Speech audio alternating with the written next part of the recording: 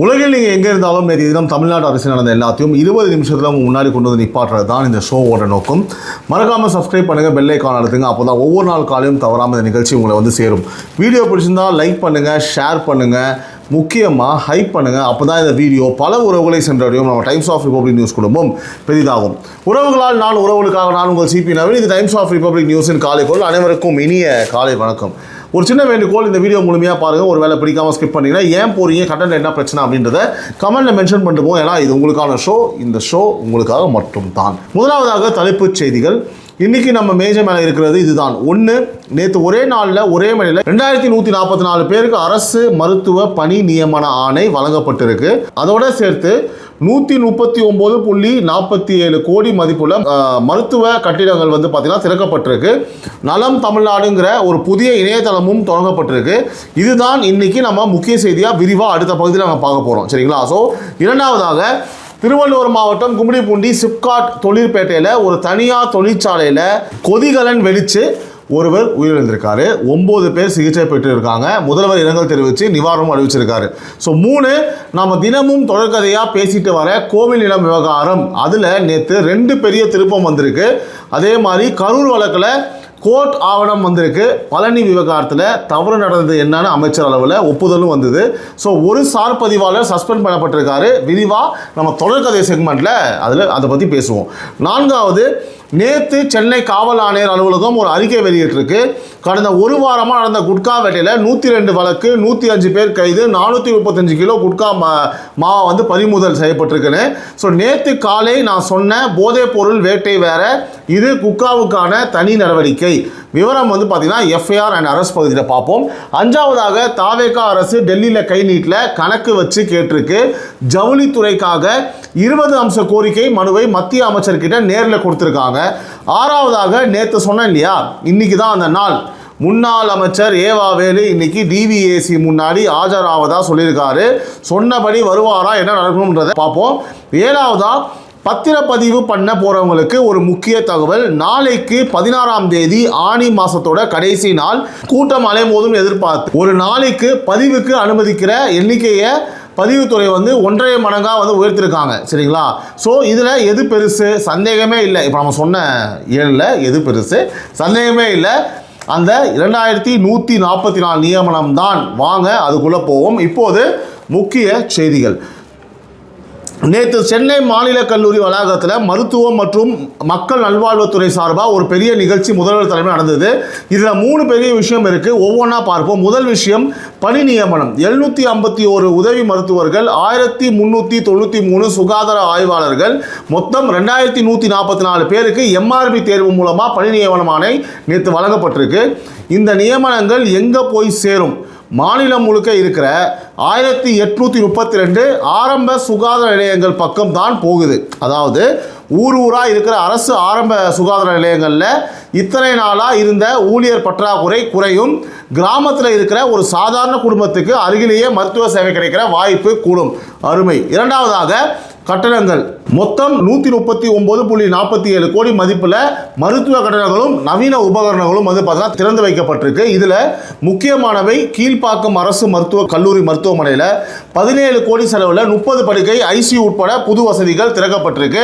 பரமக்குடி அரசு தலைமை மருத்துவமனையில் 57.50 கோடி செலவில் கட்டப்பட்ட புது கட்டடம் திறக்கப்பட்டிருக்கு. அப்புறம் மாநிலம் முழுக்க 78 ஆரம்ப மற்றும் துணை சுகாதார நிலையங்கள் 45.50 கோடி செலவில் கட்டப்பட்ட புது கட்டிடங்களும் சேர்ந்து திறக்கப்பட்டிருக்கு.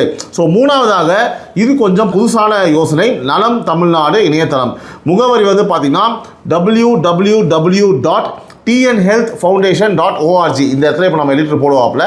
அரசு மருத்துவமனைகளில் வந்து பார்த்தீங்கன்னா மேம்படுத்த தனியார் நிறுவனங்களும் பொதுமக்களும் நேரடியாக பாதுகாப்பாக வெளிப்படையாக நன்கொடை கொடுக்குற தளம் இது. 38 மாவட்டமும் இதில் இருக்குது. தொடங்கின அன்றைக்கே கேப்லின் பாயிண்ட் நிறுவனம் 1 கோடி, அப்போலோ நிறுவனம் 1 கோடி, டைட்டன் நிறுவனம் 60 லட்சம்னு காசோலைகளை முதல்வர்கிட்ட கொடுத்துருக்காங்க. இதில் என் மனசை தொட்ட ஒரு விஷயம் இருக்குது. திருமதி சத்யாங்கிற ஒரு தாய் QR கோடு மூலமாக 1000 ரூபா நன்கொடை கொடுத்தாங்க. ஸோ எழும்பூர் தாய் சேய் மருத்துவமனையில் தன் குழந்தைக்கு கிடைச்ச சிகிச்சைக்கு நன்றியாக இந்த நன்கொடையை வந்து கொடுத்துருக்காங்க. கோடி கணக்கில் கொடுத்த நிறுவனங்களுக்கும் நடுவில் இந்த 1000 அப்படின்றது ஒரு தனி மதிப்பு இருக்குங்க. அந்த அம்மாவுக்கு ஒரு பெரிய சல்யூட். இப்போ இது எல்லாத்தையுமே ஒன்றா வச்சு பாருங்க. வீட்டில் ஒரு விளக்கு வாங்கி வச்சா வெளிச்சம் வந்துடுமா? வராது. எண்ணெய் ஊற்றணும், திரி போடணும், அப்புறம் தான் ஏற்ற முடியும் இல்லையா? ஸோ கட்டணம் கட்டுறது விளக்கு வாங்குற மாதிரி அந்த கட்டணத்துக்குள்ள ஆள் நியமிக்கிறது தான் திரி போடுறது, அப்புறம் ஊரே சேர்ந்து நன்கொடை கொடுக்கறது தான் எண்ணெயை ஊற்றுற மாதிரி. புரியுதுங்களா? ஸோ நேற்று நடந்த நிகழ்ச்சியில் இந்த 3மே ஒரே மனையில் நடந்திருக்குங்க. அதுதான் இந்த நிகழ்ச்சியோட ஸ்பெஷலே. இதோட சேர்ந்து ஒரு பத்திரிகை தகவலும் இருக்குது. மருத்துவ காப்பீட்டு தொகை 5 லட்சத்தில் இருந்து 10 லட்சமாக உயர்த்தப்படும்னு பத்திரிகைகளில் வந்து எழுதியிருக்கு. அதுக்கான அதிகாரப்பூர்வ உத்தரவு வந்ததும் இங்கே உறுதியாக நான் உங்களுக்கு சொல்கிறேன். இப்போது நியமன ஆணை கைக்கு வந்தாச்சு. இந்த 2144 பேரும் பணியில் சேர்ந்து ஊராக இருக்கிற சுகாதார நிலையங்களில் ஆள் நிற்கிறது தான் அடுத்த கட்டம். அது நடக்குதா இல்லையான்னு நம்ம பார்த்துக்கிட்டே இருப்போம். அதையும் நான் உங்களுக்கு அப்டேட் பண்ணுறேன். அடுத்ததாக செய்தி சுருக்கம். ஏவாவேலு இன்னைக்கு தான் அந்த நாள். ஏவாவேலு ஞாபகம் இருக்கா? எப்படி மறப்போம்? மறக்கவே மாட்டோம். உருவதான் கிடையாது. நேற்று காலையில் இதே நேரத்தில் சொன்ன 15ஆம் தேதி டிவிஏசி முன்னாடி ஆஜர் ஆவேன்னு முன்னாள் அமைச்சர் ஏவாவேலு சொல்லியிருக்காருன்னு. அந்த 15ஆம் தேதி இன்னைக்கு தான் உறவுகளே. நெடுஞ்சாலைத்துறை முறைகேடு விசாரணையில் இன்னைக்கு அவர் ஆஜராகிறாரா, என்ன சொல்கிறாரு, முழு விவரம் நாளைக்கு காலை இங்கேயே நான் உங்களுக்கு சொல்கிறேன். ஸோ நானும் அவளாக காத்திருக்கிறேன். அடுத்தபடியாக சுரங்க நிதி தொடர்பாக துரை வைகோ ஒரு குற்றச்சாட்டு வச்சிருக்காரு. 36 கோடிக்கு கணக்கு கேட்டிருக்காரு. அதுக்கு அமைச்சர் ராஜசேகர் அதாவது பகல் கனவுன்னு பதிலடி கொடுத்துருக்காரு. இங்கே நமக்கு இருக்கிறது ஒரு பக்கம் குற்றச்சாட்டு, இன்னொரு பக்கம் மறுப்பு. சரிங்களா? ஸோ ரெண்டையுமே பதிவு பண்ணி வச்சுருக்கோம். ஆவணம் வெளியில் வந்தால் அப்போது விரிவாக இதை பற்றி நம்ம பேசுவோம். அடுத்ததாக 2.5 வருஷமாக மூடி கிடந்த 12 ஆற்று மணல் குவாரிகள் மீண்டும் திறக்கப்படுது. வீடு கட்டுறவங்களுக்கும் கட்டுமான துறைக்கும் இது நேரடியாக சம்மந்தப்பட்ட செய்திங்க. ஏன்னா மணல் விநியோகம் கூடினா விலை எந்த அளவுக்கு இறங்குதுன்னு நாம் பார்க்கணுங்க. இதுதான் இதில் முக்கியம். அடுத்தபடியாக இந்தியாவுக்கான கஜகஸ்தான் தூதர் அசாமத் எஸ்கராயவ் தலைமை செயலகத்துக்கு தலைமை செயலகத்துக்கு வரவங்க பேர்லாம் வாயிலேயே நுழைய மாட்டேங்குது, கஷ்டமாக இருக்குது. ஸோ அங்கே வந்து நம்ம முதல்வர் சந்திச்சிருக்காரு.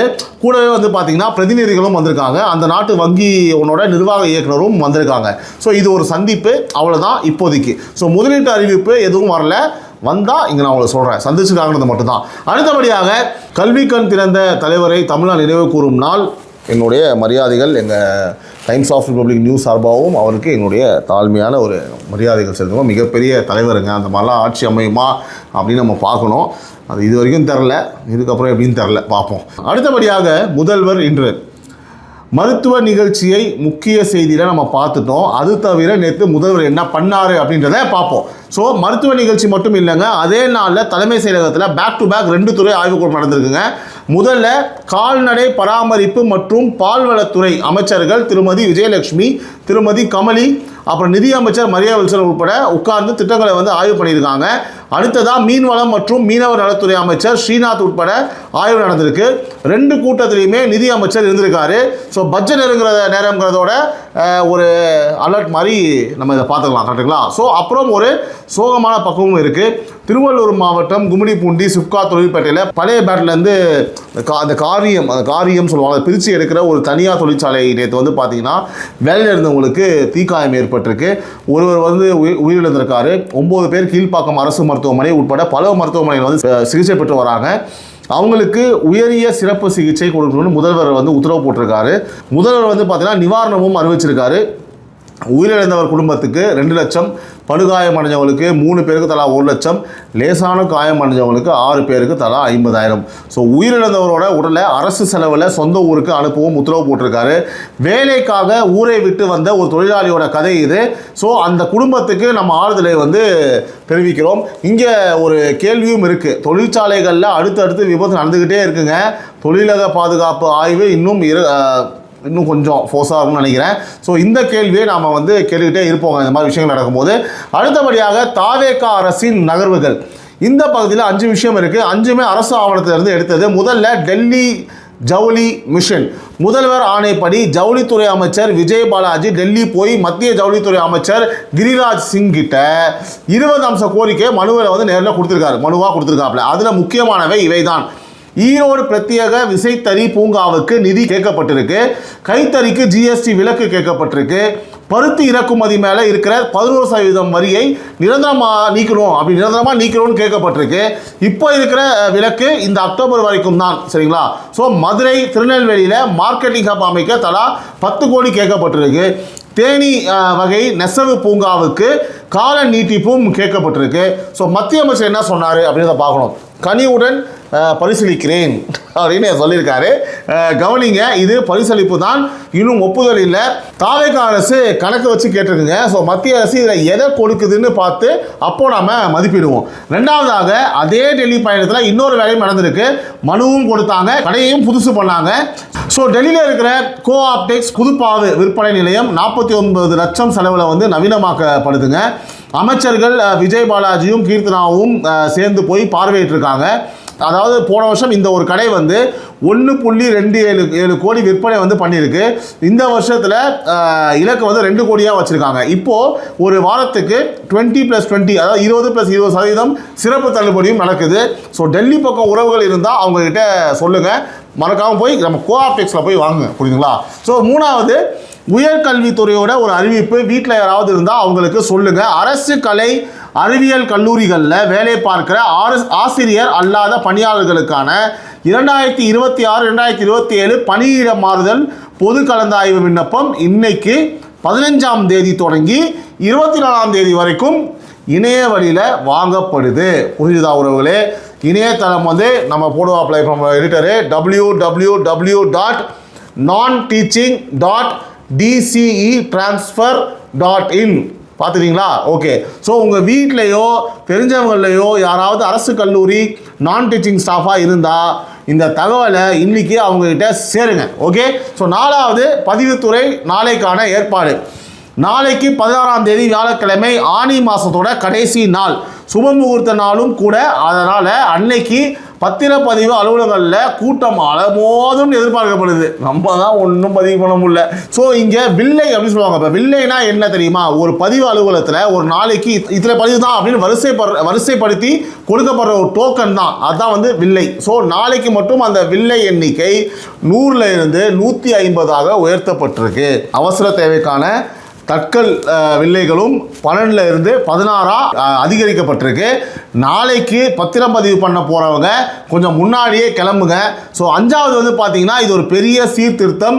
வருகையில்லா ஆவண பதிவு, ஃப்ளாட் பிளாட், ஓகேவா? முதல் விற்பனைக்கு, அதாவது ஃப்ளாட் பிளாட் முதல் விற்பனைக்கு ஆகஸ்ட் 17ஆம் தேதியிலிருந்து பதிவு அலுவலகமே போகாமல் வீட்டில் இருந்தே பத்திரப்பதிவு பண்ணுறது கட்டாய முறை ஆகுது, சரிங்களா? ஸோ அது போக போக மற்ற வகை பதிவுகளும் இதே முறைக்கு கொண்டு வரப்படும்னு துறை சொல்லியிருக்காங்க. இங்கே ஒரு விஷயத்தை நேர்மையாக சொல்லணுங்க. தொடர்கதையில் இப்போ பேச போகிற சார் பதிவாளர் விவகாரமும் இதே பதிவுத்துறை தான். ஸோ ஒரு பக்கம் தவறுக்கு நடவடிக்கை, இன்னொரு பக்கம் முறையே பார்த்தீங்கன்னா மாற்றி சீர்திருத்தும் வேலைகள் நடந்துகிட்டு இருக்கு. ஸோ ரெண்டையும் சேர்த்து சொல்கிறது தான் நியாயம் இல்லையா? ஸோ அடுத்தபடியாக தொடர்கதை. நம்ம தொடர்கதையில் கோயில் நிலம், இன்றைக்கி இந்த கதையில் 2 பெரிய திருப்பம் இருக்குங்க. நேற்று காலையில் இதே நேரத்தில் நான் என்ன சொன்னேன்? 3 தரப்பு 3 எண் சொல்லுது. ஆவணம் வராமல் நான் எந்த எண்ணையுமே சொல்ல மாட்டேன்னு சொன்னேன், கரெக்டாக? இன்னைக்கு ஆவணம் வந்துருச்சு. கரூர் கோயில் நிலம் விவகாரம் ஹைகோர்ட்டுக்கு போயிருக்கு. நோட்டீஸும் அனுப்பப்பட்டிருக்கு. அந்த நீதிமன்றம் ஆவணத்தில் இருக்கிற எண் 3084.95 ஏக்கர் இத்தனை நாள் சொல்லாமல் வச்சிருந்த எண்ணை இன்னைக்கு சொல்கிறேன், ஓகேவா? ஏன்னா இப்போது இது யாரோட வாய்ப்பேச்சும் இல்லை, இது கோர்ட் ரெக்கார்ட். இனிமே இந்த விவகாரத்தில் நமக்கு அளவுகோல் இதுதான். ஸோ ரெண்டாவது பார்த்தீங்கன்னா திருப்பம் பழனியில், கரூர் மாதிரியே பழனிலையும் பார்த்தீங்கன்னா கோயில் நிலம் தனிநபர் பேருக்கு பத்திரப்பதிவான புகார் வந்துருச்சு. அதில் இப்போ அமைச்சர் அளவில் ஒப்புதல் வந்திருக்கு. தவறு நடந்ததுன்னு ஒத்துக்கிட்டு இருக்காங்க. சம்மந்தப்பட்ட சார் பதிவாளர் சஸ்பெண்ட் பண்ணப்பட்டிருக்காரு. ஸோ இதை யோசிச்சு பாருங்க. ஒரு வாரத்துக்கு முன்னாடி இது வெறும் வாய்ச்சண்டையாக இருந்துச்சு. யார் வேணும்னாலும் எந்த எண்ணையும் சொல்லலாம், எந்த குற்றச்சாட்டையும் வைக்கலாம்ங்கிற நிலைமை. ஆனால் இன்னைக்கு கோர்ட்டில் ஆவணம் இருக்குது, துறையில் நடவடிக்கை நடந்திருக்கு, ஒரு அதிகாரி சஸ்பெண்ட் ஆகியிருக்காரு. ஸோ பேச்சு கட்டத்தில் இருந்து இந்த விவகாரம் ஆவண கட்டத்துக்கு வந்துருச்சு.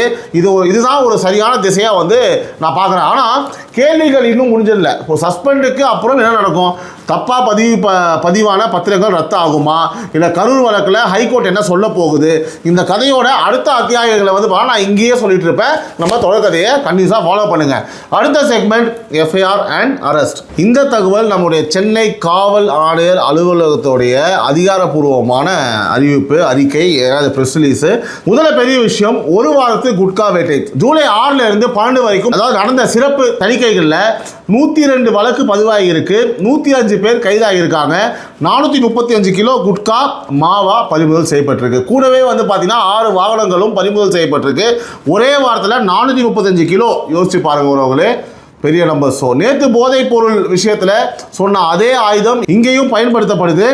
விற்பனையில் ஈடுபடுறவங்களோட வங்கி கணக்குகள் முடக்கப்படணும் எச்சரிக்கை வந்திருக்கு. அதாவது விற்று சம்பாதிச்ச பணத்தை அவங்க தொடவே முடியாது. அடுத்த ஒரு நல்ல விஷயம், காவலர்களுக்கே ஒரு முகாம். ஸோ வேப்பேரி ஆணையர் அலுவலகத்தில் காவலர்களோட குறைகளை கேட்க ஆணையரே ஒரு சிறப்பு குறைதீர் முகாம் நடத்தியிருக்காரு. ஸோ பணியிட மாறுதல், அப்புறம் ஊதிய குறைபாடு போன்ற விஷயங்களில் மொத்தம் 17 மனு வந்திருக்கு. ஸோ அதுக்கு உடனடி நடவடிக்கை எடுக்க உத்தரவும் போயிருக்கு. மக்களை காக்கிறவங்களோட குறையையும் யாராவது கேட்கணும் இல்லையா? ஸோ அது நடந்திருக்கு. உண்மையாகவே வாழ்த்துக்கள் கமிஷனர் சார்.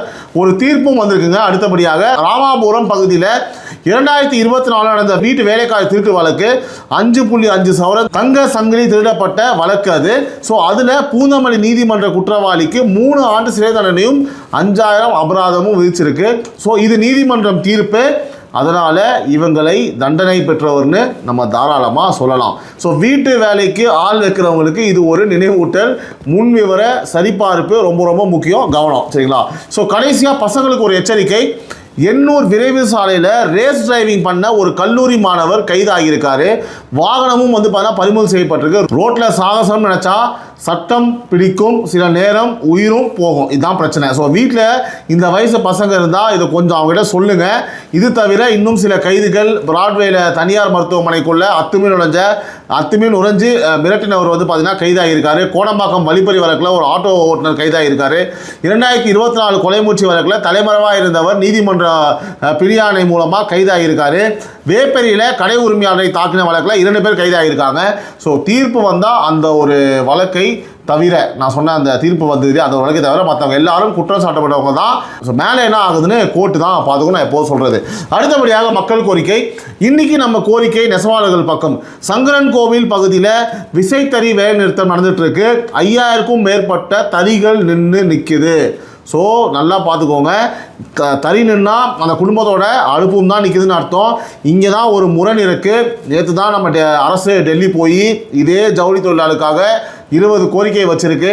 டெல்லியில் கேட்குறது நல்லது தான், ஆனால் மத்திய நிதி வர்றதுக்கு காலமாகும். சங்கரன் கோவிலில் தறி இன்றைக்கே வந்து நின்றுருக்கு. இது ரொம்ப முக்கியம். அதனால் இன்றைக்கி நம்ம கோரிக்கை இதுதான். மாநில அரசு உடனடியாக நெசவாளர் தரப்போட பேச்சுவார்த்தை நடத்தணும். மாநில அளவில் என்ன தீர்வு கொடுக்க முடியுமோ அதை வந்து தாமதிக்காமல் கொடுக்கணும். டெல்லி கோரிக்கைக்கும் சங்கரன் கோவில் தறிக்கும் நடுவில் இருக்கிற தூரத்தை மாநில வேலை அது உங்கள் கையில் தான் இருக்குது. ஸோ இது நடக்கிற வரைக்கும் இந்த கேள்வியை நாம் இங்கே கேட்டுக்கிட்டே இருப்போம். அடுத்தது நாளை என்ன? இன்னைக்கும் இனிவர நாட்கள்லையும் முக்கியமான விஷயங்கள் இருக்குது. ஸோ இன்றைக்கி ஜூலை 15 4 விஷயம் இருக்குது. ஏவாவேலு டிவிஎஸ்சி முன்னாடி ஆஜராவதாக சொல்லியிருக்காரு. சொன்னபடி வருவாரான்னு பார்க்கணும். முதல்வருடைய தனிப்பிரிவு சார்பான கள ஆய்வு காலை 10 மணிக்கு நடக்குது. திருவெரும்பூரில் காமராஜர் 124வது பிறந்தநாள் நினைவு நிகழ்ச்சி வந்து காலை 10 மணிக்கு நடக்குது. அப்புறம் உயர்கல்வி நான் டீச்சிங் கலந்தாய்வு விண்ணப்பம் இன்னைக்கு தொடங்குது. ஸோ நாளைக்கு ஜூலை 16 ஆனி மாத கடைசி நாள். நான் சொன்ன உங்ககிட்ட சுப முகூர்த்தம் பத்திரப்பதிவு அலுவலகம்லாம் வந்து பார்த்தீங்கன்னா கூட்டம் அலைமோதும். ஸோ போகிறவங்க கொஞ்சம் முன்னாடியே போயிடுங்க. அடுத்தபடியாக ஜூலை 21 மதுரை கோர்ட்டில் கரூர் குடும்பங்களோட வேலை வந்து நிரந்தர விசாரணை நடக்குதுங்க. ரொம்ப முக்கியம். கரூர் குடும்பங்களோட அந்த வேலை முதல்ல கொடுத்தாருல, அந்த வேலை நிரந்தர விசாரணை. ஸோ அதே நாள் செவிலியர்கள் போராட்டமும் அறிவிக்கப்பட்டிருக்கு. ஜூலை 24 உயர்கல்வி கலந்தாய்வு விண்ணப்பத்துக்கு அதுதான் கடைசி நாள். ஜூலை 31 ஹைகோர்ட்டில் இடைத்தேர்தல் தடை மீதான விசாரணை நடக்குது. அதே நாள் மருத்துவ கலந்தாய்வு விண்ணப்பத்துக்கும் கடைசி நாள். ஸோ ஆகஸ்ட் 17 வீட்டில் இருந்தே ஃப்ளாட் பத்திரப்பதிவு பண்ணுற கட்டாய முறை தொடங்குது. இந்த தேதிகளில் தமிழ்நாடு அரசியலில் ஒரு திருப்பம் கண்டிப்பாக இருக்கும். கவனமாக இந்த டேட்லாம் நோட் பண்ணி வச்சுக்கோங்க. அடுத்தபடியாக குடும்ப பேச்சு.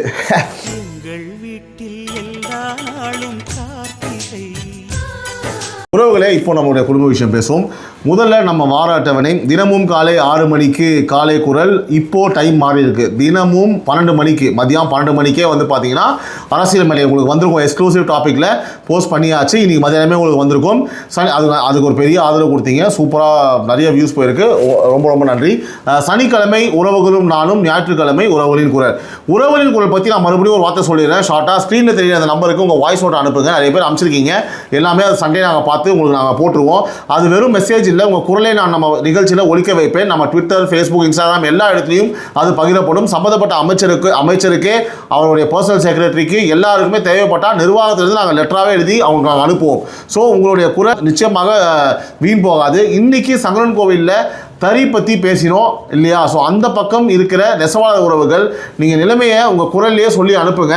உண்மை நிலவரத்தை அனுப்புங்க. எக்ஸ்ட்ரா இன்ஃபர்மேஷன் தான் அனுப்புங்க. அந்த ஊர் செயலாளர் இருக்காங்க, இந்த விஷயம் பற்றி உங்களுக்கு தெரியும் அப்படின்னா வீடியோலாம் எடுத்து இருக்கிற ஃபேக்டை அனுப்புங்க. நிச்சயமாக நம்ம உறவுகளின் குரல் நிகழ்ச்சி அதை போடுவோம். அடுத்தபடியாக உறவுகளும் நானும், உங்கள் கேள்வி என்னுடைய பதில், அதுதான் அந்த நிகழ்ச்சியோடைய ஒரு சிறப்பு அம்சமே. நம்ம ஜாலியாக அப்படியே பேசலாம். நல்ல ஒரு ஷோ, நல்ல ஒரு ஆதரவு கொடுத்தீங்க. ஸோ இந்த வீடியோலேயே கமெண்ட்டில் போடுங்க. அப்படி இல்லை அப்படின்னா நான் கம்யூனிட்டி போஸ்ட் போட்டிருக்கேன், அங்கே போய் உங்கள் கேள்வியில் வந்து கமெண்ட் பண்ணுங்கள், நான் அதுக்கு பதில் சொல்கிறேன். ஒரு சின்ன வேண்டுகோள், இந்த ஷோவை பார்க்குற உறவுகள் கிட்டத்தட்ட 70% பேர் சப்ஸ்கிரைப் பண்ணாமல் பார்க்குறீங்க.